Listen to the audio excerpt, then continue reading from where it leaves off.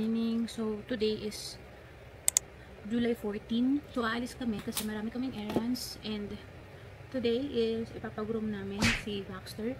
So, ito yung first groom na talaga. Kasi before, sanitary groom lang siya. So, ngayong araw, ipapa-groom na talaga namin siya. Kaya nag-decide din ako na mag-vlog para ma-document namin kung journey ni Baxter. Hindi ko din sure kung mabubuo tong video na to, pero laban na. Kasi today is madami din kaming gagawin. Like, dadaan pa ako ng aming munisipyo para magbayad ng tubig kasi doon nagbabayad ng tubig. And then today din ikakabit yung aircon namin kasi nasira yung dati naming aircon. So kung magtataka kayo, wala na sila dito. Wala na si Baxter tsaka si Iggy dahil excited sila. Nasa labas na sila. So update ko na lang kayo later. Magre-ready lang ako. So paalis na kami and nauna na sila doon sa baba. Ganito kaputik dito sa amin.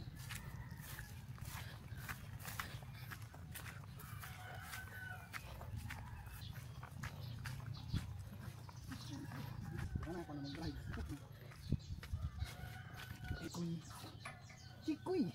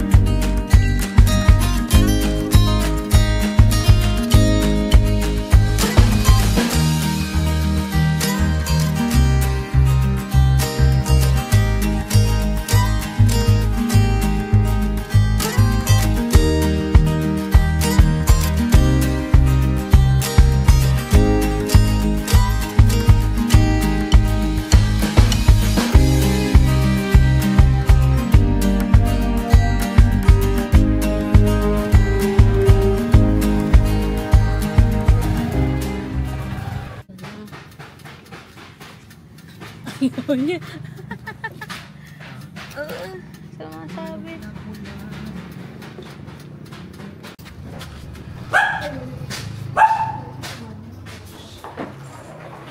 Ito yung bang dogs niya.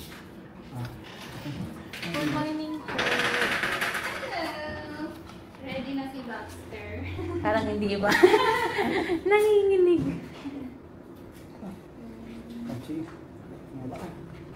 Diyan ka sa baba. Grooming siya kabat.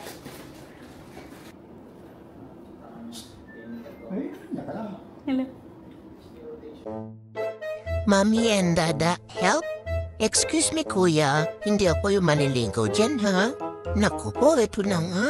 Ayoko po yan. No, no. Leave me alone, Kuya. Leave me alone. Ayoko yan sabi eh. Masaya naman ako sa long hair eh. Wala naman nagre-reklamo. Hala, ano yung ginawa mo sa akin, Kuya? Bakit naman ginawan mo ako ng cardigan? Ingatan mo yung Dragon Balls ko, Kuya, ha? La, Kuya. Ano, tapos na tayo? Ganito na lang ako. Tignan mo yung tsura ko. Asan na ba yung mga magulang ko? Iniwan mo ko, Kuya, oh. Susumbong kita eh. Alam ka na ba? Tapusin na natin to. Gusto ko nang umuwi. Tayaan mo na. Naku, ano naman yung dala mo? Akala ko ba gupit lang, scam kayo? Bakit pati naman tenga ho, kinukudkut nyo pa oh? Alam kong amoy patis yan, saan na natin linisan, tapusin na muna natin maggupit-gupit? Naku, scam talaga kayo ah, akala ko grooming lang. Bakit naman may pa-pedicure pa? La, ngayon naman manicure naman. Kuya, pakilagyan ng natural lang yan ha? Ay, patapos na tayo, Kuya. Suklay-suklay na lang. Sige, sukay mo na ako nung makauwi na kami. Tigilan na natin to. Kuya, ano ba namang hairstyle yan? Anong klase ng gupit ang ginawa mo sa akin? New look ba to for 2025? Hala, saan mo ko dadalhin? Di ba sinuklay mo na ako? Kahit naman babasain mo pa ako. Ayokong maligo, sabi kuya eh. Kuya, tigilan na natin to. Napapagod ka na. Ayokong napapagod ka. Sige na, tama na yan. At ito na nga, sinabon pa nga. Kuya, medyo madamit naman akong libag. Pakikuskus ng maayos, ha? Matagal-tagal ulit bago ako maligo. At parang mukhang nag-i-enjoy ka pa magkuskus sa akin, ha? Hindi ako natutuwa sa'yo, kuya. Sige na, banlaw na tayo. Ayan, very good. Sige na, kuya. Anlawan mo na ako at nilalamig na ako. Tigilan na natin tong kalokohan na to.